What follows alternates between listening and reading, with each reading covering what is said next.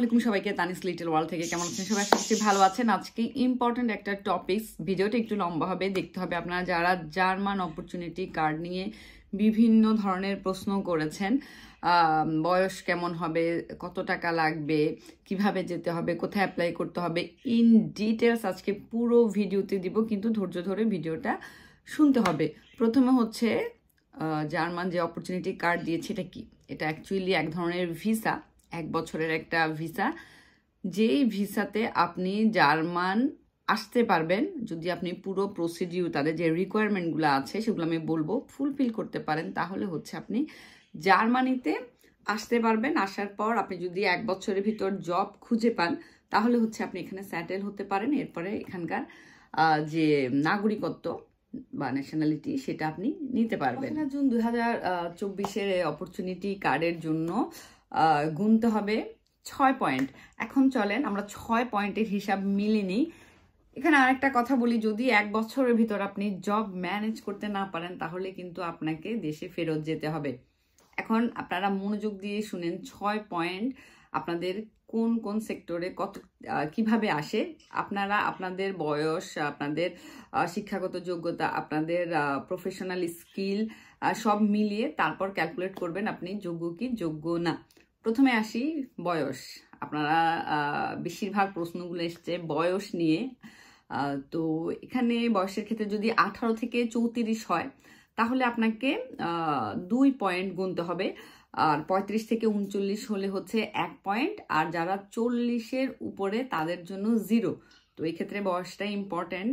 এক্ষেত্রে প্রাধান্য দিচ্ছে বেশি 18 থেকে 34, তারপর হচ্ছে 35 থেকে 39। যারা 40-এর উপরে তাদের জন্য রিস্ক হয়ে যায়। সেকেন্ড যে ব্যাপারটা সেটা হচ্ছে শিক্ষাগত যোগ্যতা। আপনি যদি অলরেডি আসলে জার্মানে পড়ে, তাদের জন্য 6 পয়েন্ট অলরেডি। কিন্তু এখানে কথা আছে, বাংলাদেশে অনেক ইউনিভার্সিটি আছে যেটা জার্মান কারিকুলাম ফলো করে। জার্মানিদের আসলে স্বীকৃত বিশ্ববিদ্যালয়, জার্মান স্বীকৃত বিশ্ববিদ্যালয় যেগুলোকে আমরা বলি, তারাও হচ্ছে এই 6 পয়েন্ট পেতে পারে। আর যারা ভোকেশনাল যে পড়াশোনাগুলো আছে, ডিগ্রি, তারা হচ্ছে 4 পয়েন্ট পাবে। তাদের কোনো ডিগ্রি নাই, তাদের অ্যাপ্লাই করে আসলে লাভ নাই, তারপরও হতাশ হবেন না। নেক্সট আরেকটা স্টেপ যেটা, সেটা হচ্ছে প্রফেশনাল স্কিল। 2টা স্টেপ আছে এখানে। প্রথমে হচ্ছে আপনি যদি 5 থেকে 7 বছরের মধ্যে কোনো প্রতিষ্ঠানে জব করেন, আপনার জন্য হচ্ছে তাহলে 3 পয়েন্ট নির্ধারণ করা হয়েছে। 2 থেকে 5 বছর হলে 2 বছর, আর যদি 2 বছর নিচে হয় তাহলে কোনো পয়েন্ট নেই। এটা হচ্ছে থার্ড স্টেপ। আরেকটা স্টেপ হচ্ছে আপনার যে বিশেষ পেশা, আমরা যারা ডাক্তার, ইঞ্জিনিয়ার আছি, যারা হচ্ছে টিচার আছেন, তথ্য প্রযুক্তি নিয়ে যারা কাজ করেন, প্রোডাকশন সার্ভিসগুলো যারা দেন, তাদের ক্ষেত্রেও একটা ভালো পয়েন্ট আশা করা যাচ্ছে। তারপরে যেটা, সেটা হচ্ছে আপনার ল্যাঙ্গুয়েজ, যেটা ইম্পর্টেন্ট। আপনি জার্মান যাবেন, যদি জার্মান ল্যাঙ্গুয়েজ নাই পারেন, আপনি কমিউনিকেশন করবেন কিভাবে? তো এই ক্ষেত্রে জার্মান ল্যাঙ্গুয়েজে আপনি যদি বেসিক জানেন ভালো, B2 যদি হয় তাহলে 3 পয়েন্ট, B1 হলে 2 পয়েন্ট, আর যদি A2 হয় তাহলে 1 পয়েন্ট। আর ইংলিশের ক্ষেত্রে যেটা হচ্ছে, আমি মনে হয় আগের ভিডিওতে ভুল বলেছিলাম, B2 লেভেল দেখেছি আমি একটা ওয়েবসাইটে, কিন্তু এটা C1 লেভেল। তো B2 C1 নট ব্যাড, আপনারা দুটোই মাথায় রাখবেন। C1 বেস্ট, B2ও খারাপ না। এরপরে যেটা ষষ্ঠ যে ব্যাপারটা, সেটা হচ্ছে আপনার সাথে যদি আপনার পার্টনার যেতে চায়, পার্টনারের যদি এডুকেশনাল ব্যাকগ্রাউন্ড বা এই ক্রাইটেরিয়াগুলো ভালো থাকে, সেক্ষেত্রেও আপনি 1টা পয়েন্ট পেতে পারেন। নট ব্যাড, কি বলেন? এখন চলেন আমরা জার্মান ইউনিভার্সিটিতে, আপনি তো আপনার সবকিছু মিলিয়ে 6 পয়েন্ট মিলাই নেন। যদি এই 6 পয়েন্ট আপনার হয়, এরপরে কি করতে হবে? পয়েন্ট হলেই কি আপনি জার্মান চলে যেতে পারবেন? ইউরোপ যত সহজ করে বলে যে সহজ, আসলে অত সহজ নয়, ভয় পাওয়ার কিছু নেই। এরপরও চান্স আছে। চান্সটা কি? আপনার ইকোনমিক কন্ডিশন। আপনার যদি ব্যাংকে, যেটা বলেছে জার্মান সরকার, এটা হচ্ছে ব্লক অ্যাকাউন্ট বলে, 12,324 ইউরো আপনাকে রাখতে হবে। কেন রাখতে হবে? আপনি যে 1 বছরের জন্য যাচ্ছেন, যদি কোনো কারণে আপনি জব না পান, দেন প্রতি মাসে আপনি সেই টাকা থেকে 1,027 ইউরো তুলে আপনার খরচ চালাতে হবে। মানে হচ্ছে আপনার টাকা দিয়ে আপনার ভরণ পোষণ। হতাশ হওয়ার কিছু নেই। এখানে কিন্তু অলওয়েজ জিগজ্যাগ থাকে। জিগজ্যাগটা কি?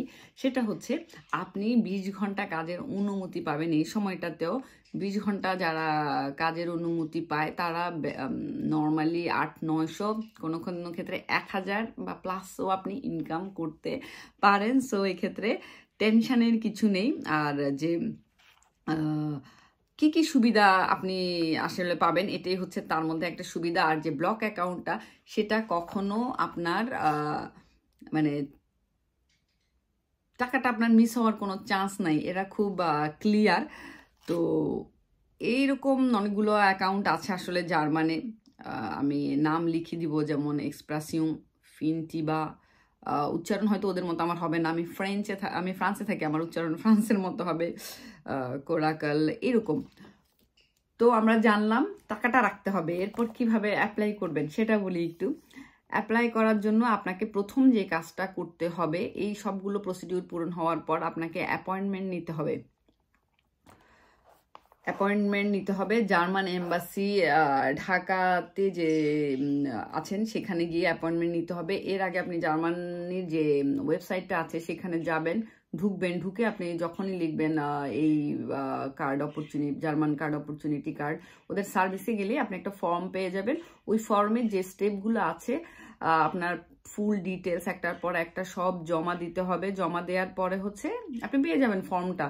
তারপর হচ্ছে তারা আপনার কাছে কিছু ডকুমেন্ট চাইবে, যেমন ডকুমেন্টগুলো কি কি: 2 copy visa application form, 2 copy ছবি, মূল পাসপোর্ট, পাসপোর্টের প্রথম 2 পাতার photocopy, cover letter, CV, certificate আপনার বাংলাদেশের বা জার্মানির ল্যাঙ্গুয়েজের প্রুফ, তারপর আপনি যে ব্যাংকে টাকাটা রেখেছেন সেই টাকাটার প্রুফ দিতে হবে।